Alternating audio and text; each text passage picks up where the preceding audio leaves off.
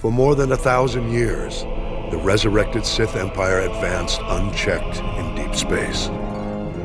All the while, we Jedi believed the Sith were extinct.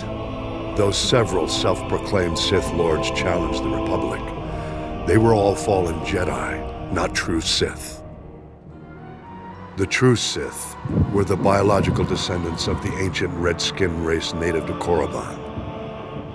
The true Sith were extinct, except those who fled into exile 900 years ago.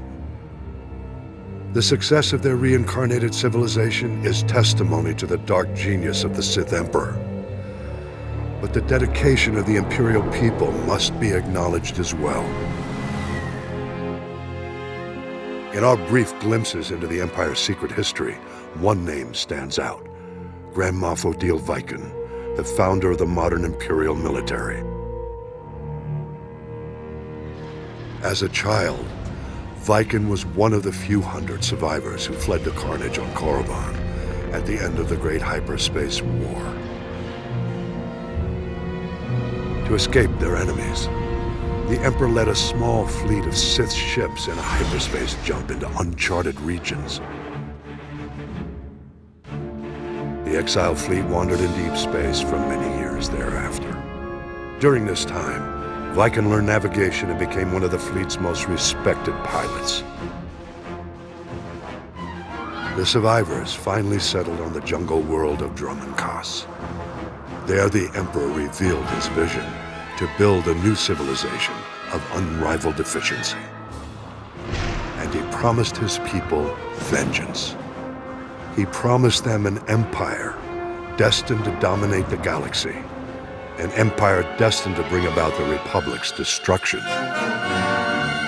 The Emperor's role in Reconstruction was as visionary alone.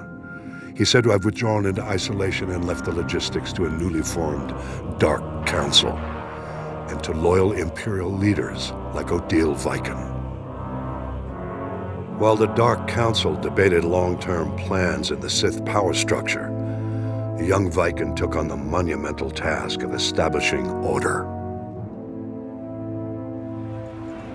Viken drafted every non-Force user of age into the new Imperial military. He then developed the Imperial Military Training Regimen that remains to this day. With his army well-trained, Viken led a campaign to carve a footprint into the wilderness of Dromund-Kaas, to create room for the Empire's new capital to flourish. Records suggest that during the campaign, he personally slew a rabid Tyrantatek on the site where the Imperial Citadel stands today. After establishing the Empire's dominion on Dromund-Kaas, Viken turned his attention to constructing a new Imperial Navy.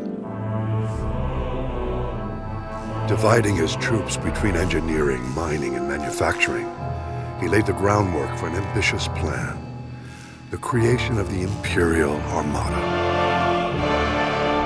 By his own estimates, the task would take centuries. Viken knew he would never see even a fraction of his plan's success.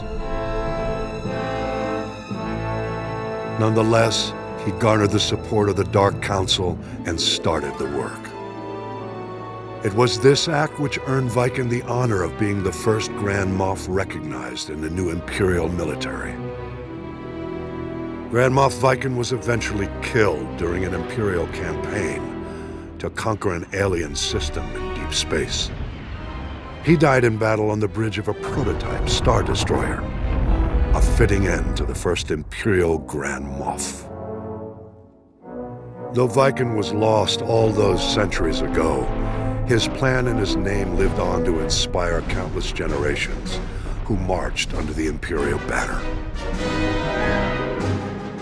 Viken's story represents the surprising loyalty the Imperial citizens show to an empire in which they will always be subservient to the Sith.